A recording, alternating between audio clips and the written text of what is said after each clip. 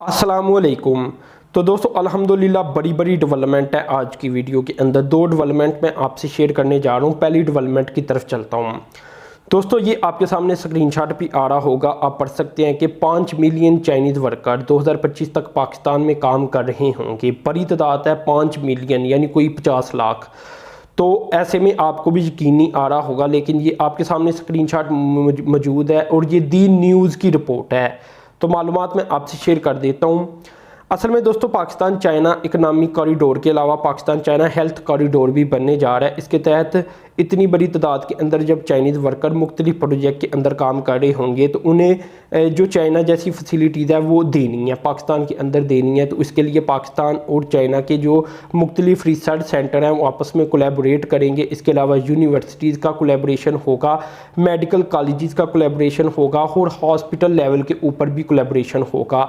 जदीद तरीन टेक्नोलॉजी पाकिस्तान के अंदर ट्रांसफ़र की जाएगी और जो मेडिसन पाकिस्तान के अंदर नहीं बनती वो बनाई जाएंगी। इसके अलावा चाइना की जो ट्रेडिशनल मेडिसन होंगी वो भी पाकिस्तान आएंगी। तो ये सारा एक ही प्रोजेक्ट है। अब इतनी बड़ी तादाद के अंदर चाइनीज़ क्या करने आएंगे, तो यहाँ मैं आपको बता दूं कि चाइनीज़ इसलिए इतनी बड़ी तादाद के अंदर आएंगे कि पाकिस्तान और चाइना के दरमियान बहुत सारे प्रोजेक्ट ऐसे हैं जो कि मेगा तरीन प्रोजेक्ट हैं। अभी इनके ऊपर काम का आगाज़ नहीं हुआ, अब तक वैसे हो जाना चाहिए था लेकिन नहीं हो सका। लेकिन फ्यूचर के अंदर बताया जा रहा है कि बहुत जल्द शुरू हो जाएगा। तो ऐसे में बड़ी तादाद के अंदर चाइनीज़ वर्कर पाकिस्तान के अंदर आ सकते हैं और उन कामों के अंदर हिस्सा ले सकते हैं जिनके पास पाकिस्तान की अभी जिसके अंदर पाकिस्तान की अभी जो अफरादी कुव्वत है वो पाकिस्तान के पास मौजूद नहीं। जैसा कि अगर माइनिंग की जदीद तरीन टेक्नोलॉजी की तरफ चले जाएं तो वो पाकिस्तान के पास मौजूद नहीं। इसी तरह रेलवे लाइन जो ML1 का मनसूबा है उसके जदीद तरीन अगर टेक्नोलॉजी की बात की जाए तो वो पाकिस्तान के पास मौजूद नहीं। आपको तो पता है हमारा रेलवे का निज़ाम किस तरह का है। तो उसे बनाने के लिए फिर चाइनीज़ वर्कर्स भी पाकिस्तान के अंदर आएंगे। इसी तरह जो ग्वादर का पूरा एरिया, वहाँ तो एक चाइनीज़ कॉलोनी भी 2018 में रिपोर्ट आई थी कि बनाई जाएगी जो कि 5 लाख घरों के ऊपर मुश्तमिल होगी और वो सारी की सारी ज़्यादातर फैक्ट्रीज इन्वेस्टमेंट होगी, स्मॉल मीडियम इंटरप्राइजेज होंगे जो कि ग्वादर के ज़रिए अपनी तजारत को करेंगे। तो जब इतनी बड़ी तादाद के अंदर इस तरह चाइनीज़ आएंगे तो वो अपने साथ कुछ वर्कर्स भी लेकर आएंगे कि अगर कोई काम पाकिस्तानी अभी नहीं कर सकते तो स्टार्टिंग के अंदर चाइनीज़ को रखा जाए। तो इसलिए ओवरऑल अगर ये तमाम प्रोजेक्ट बनती हैं, सब कुछ इसी तरह होता है तो फिर इतनी बड़ी तादाद के अंदर चाइनीज़ आएंगे। ये पहले से तयशुदा था कि भाई चाइनीज़ इतनी बड़ी तादाद के अंदर पाकिस्तान आएंगे तो उनके लिए फैसिलिटेशन कायम करनी है और इसमें पाकिस्तान को भी फ़ायदा देना है और पाकिस्तान की आवाम को भी फ़ायदा देना है। तो ऐसे में टेक्नोलॉजी भी ट्रांसफ़र कर दी जाए मेडिकल शोबे के अंदर। तो इस तरह एक हेल्थ कॉरिडोर भी मैंने आपको माजी के अंदर भी बताया था कि बनेगा, तो वो भी अब सामने आ चुका है। और 2025 यहाँ मैं आपको बता दूँ कि शायद अब तक लाखों चाइनीज़ आ चुके होते। अभी अगर चाइनीज़ की बात की जाए तो ये लाख के करीब हो सकती हैं या ऊपर नीचे हो सकती हैं, कोई बहुत बड़ी तादाद नहीं है। लेकिन कोरोना दरमियान में आ गया था CPEC, आपको पता है CPEC से तवज्जो हटी, कोरोना की तरफ चली गई। इसके अलावा इकनॉमिक कंडीशन भी बेहतर नहीं थी रही। तो ये सारे रीज़न है जिसकी वजह से ऐसा लगा कि CPEC स्लो हो चुका है। लेकिन 2025 तक शायद ये दोबारा से अपनी पेस के अंदर वापस आ जाए। तो ऐसे में बड़ी तादाद के अंदर चाइनीज़ आएंगी और यहाँ इन्वेस्टमेंट करेंगे। और ये सारे चाइनीज़ प्रोजेक्ट के लिए नहीं आएंगे, बहुत सारे इन्वेस्टमेंट के लिए आएंगे। और जब वो इन्वेस्टमेंट के लिए आएंगे, अपनी कंपनीज को ओपन करेंगे, तो ज़ाहिर सी बात है वो एक ख़ास परसेंटेज जो कि उन्हें इजाज़त होगी कि वो चाइनीज़ की रख सकें वो रखेंगे।